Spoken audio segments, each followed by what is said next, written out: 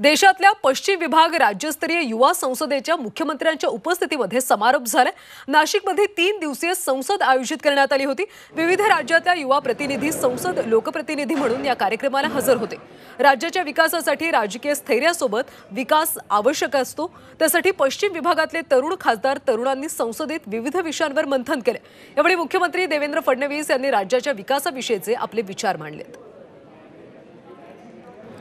नाशिकमध्ये आम्ही young Indians ही CIIची youth wing आहे आणि त्याची आम्ही वेस्टर्न रिजनल काउन्सिल मीट घेतली होती। याच्यात महाराष्ट्र, मध्य प्रदेश, गुजरात, गोवा मधल्या 17 वेगवेगळ्या सिटीजमधनं लोक आले होते आणि आम्ही या 3 दिवसात आम्ही डिस्कस केलं की ना पुढची विजन काय राहायला पाहिजे, कशा पद्धतीने आम्ही यूथ लीडरशिप नेशन बिल्डिंगसाठी एकत्र येऊन कसं काय काम करू शकतो। आमचे वेगवेगळे इनिशिएटिव्स आणि प्रोजेक्ट असतात, entrepreneurship, climate change, road safety, अशा वेगवेगळ्या इनिशिएटिव्हवर आम्ही जॉईंटली एकत्र कसं काय काम करू शकतो आणि मोठा इम्पॅक्टफुल काम कसं काय करू शकतो याच्यावर आमचा 3 दिवस संवाद झाला